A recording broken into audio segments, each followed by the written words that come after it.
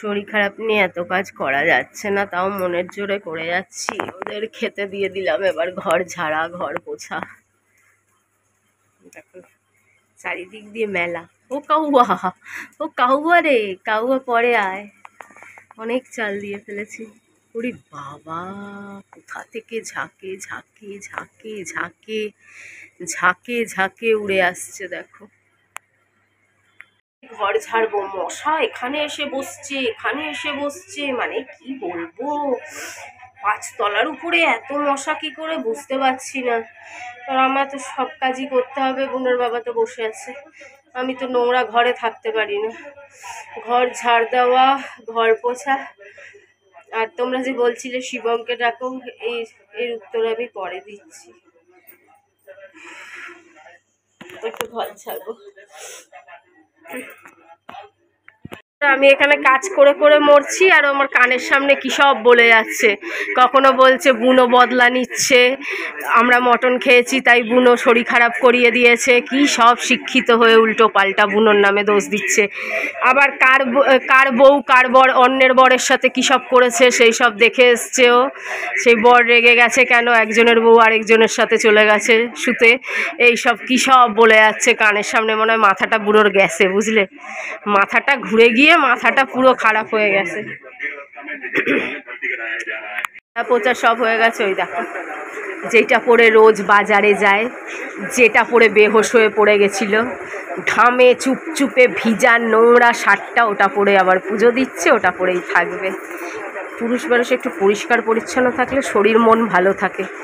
আমরা ডেলি ধোয়া জামা কাপড় ডেলি পরি, আমি তো একদিনের বাসি জামা কাপড় পরতে পারবো না।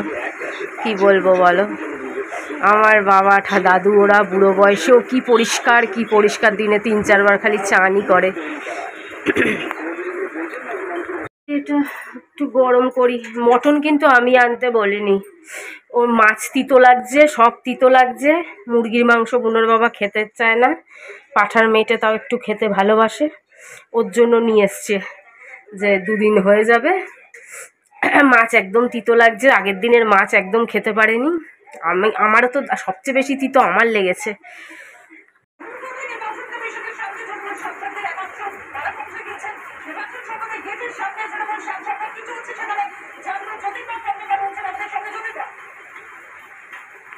তো চলো, আজকে তো এই দিয়ে হয়ে যাবে। এবার ডাক্তার ফাক্তার দেখিয়ে পনির বাবা ওষুধ ফষুধ আমিও যদি একটু খাই, পুনর বাবার ওষুধ, তাহলে আবার কালকে রান্না আছে। এটা তো আজকে হয়ে গেল, কালকে তো রান্না লাগবে। কালকে সিদ্ধ ভাত, আলু সিদ্ধ, ডাল সিদ্ধ, ডিম সিদ্ধ করে নেবো না।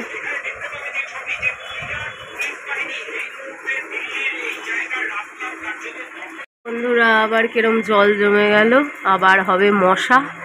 এত বৃষ্টি পড়ছে, পাখা চলছে, তাও কি গরম লাগছে, মনে হচ্ছে শরীরের ভিতর কেউ হিটার চালিয়ে দিয়েছে। এরকম গরম লাগছে কেন বলো তো বন্ধুরা। এবার নিজে চাঙ্গা হয়ে গেল, আর আমি বিছানায় পড়ে গেলাম। এবার উনি নিচে এনে মোটা বিছনা করে শোবে, ফোন ঘাঁটবে, ফোন দেখবে, এই করতে থাকবে, আর আমি বিছনায় পড়ে রয়েছি। করেছিল, ডাক্তার বলেছে মাস্ক পরে আসবেন, বলে ব্যাঙের ডাক্তার তো ছুঁয়েও দেখবে না মনে হচ্ছে। ডাক্তার ভাবছে মনে হয় করোনা হয়েছে, বুঝলা, তার জন্য বলেছে মাস্ক পরে যেতে। কোন ডাক্তার রে ভাই, এরম তো বাপের জন্মে শুনিনি। মানুষের রোগ কি সেটাই জানা হলো না, আগে থেকেই বলে মাস্ক পরে যেতে।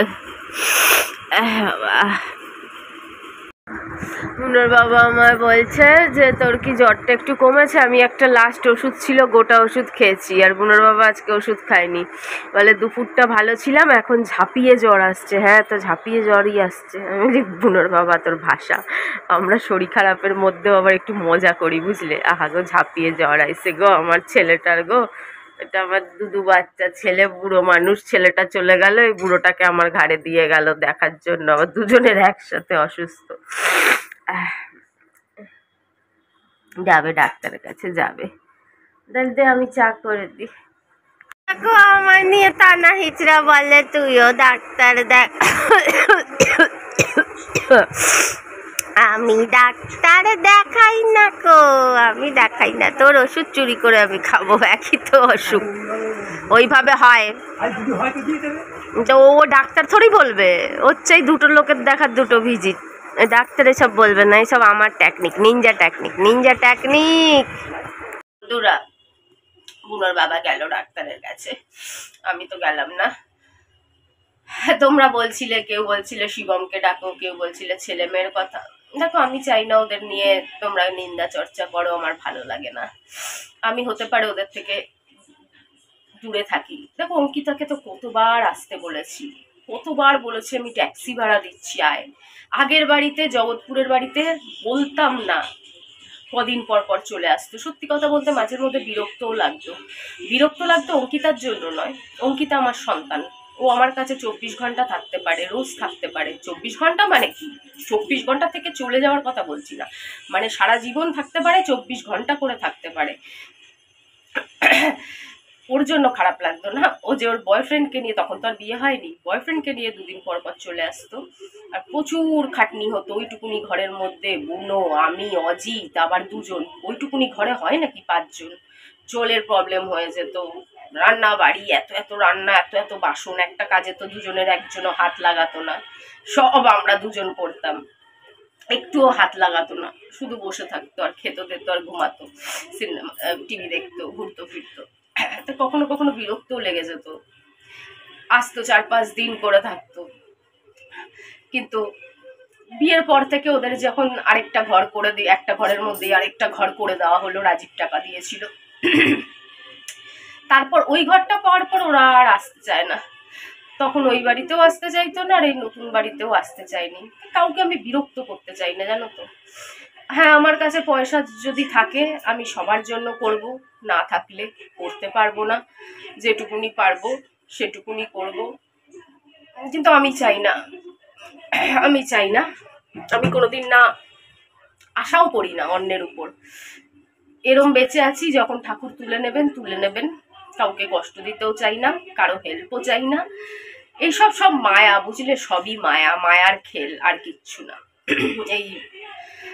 এই মায়ার বন্ধন যত কম করা যায় ততই ভালো, কারো উপর ডিপেন্ডেন্ট যত কম থাকা যায় তত ভালো। দরকার নেই কারো, আমরা 2জন 2জনকে দেখে নেব, কোনো অসুবিধা নেই। আর শিবম, ওরে বাবা, ও করবে কাজ। আর নিজের বাচ্চা কাচ্চাদের সম্বন্ধে কি বলবো বলো, কয়জনের কপাল আছে, কারো ছেলে মেয়েরা মা বাবা পয়সাওয়ালা, মা বাবার থেকে সব পায়, তাই ওই সব লোভে করে। তোমরা কি ভাবো আমাদের বাচ্চারা ডগিদের মতন শুধু দুটো পেট ভরার মতন যা ইচ্ছে খেতে দাও আর তার বদলে নিঃস্বার্থ আমাদের জন্য কিছু করবে? একদম না।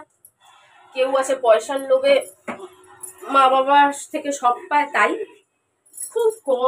খুব কম সন্তান আছে যারা নিঃস্বার্থভাবে নিজের মা বাবাকে ভালোবাসে আজকালকার যুগে। সবকিছু দেওয়া বন্ধ করে দাও, তাহলেই বুঝতে পারবে যে কত ভালোবাসা। আর তাও বাচ্চাকে বয়সে একটা টাইম অবধি থাকে, তারপর আসল রং দেখা যায় বিয়ে শাদির পরে আসল রং দেখা যায়। তখন যদি মা বাবার কাছে টাকা পয়সা থাকেও মিথ্যে কথা বলা আরম্ভ করো, আমাদের কাছে কিছু নেই, উল্টে তোদের খাওয়াতে হবে আমাদেরকে, তাহলেই বুঝতে পারবে আসল রংটা কি। সব কিছুতে হাত তুলে দাও যে 1 পয়সা খরচা করতে পারবো না, উল্টে তোরা আমাদের দায়িত্ব নে, তখনই বুঝে যাবে আসল রং কি। তো এ তো আমার কাহিনী না, এই ঘর ঘর কি কাহিনী। কেউ বুঝতে পারে না আসল রূপটা, কেন টাকা পয়সা আছে তো দেয়, তাই বুঝতে পারে না। না, আমার কিছুর দরকার নেই ভাই। আমি এখন প্রাণের মায়াও ত্যাগ করেছি, সব মায়া ত্যাগ করেছি।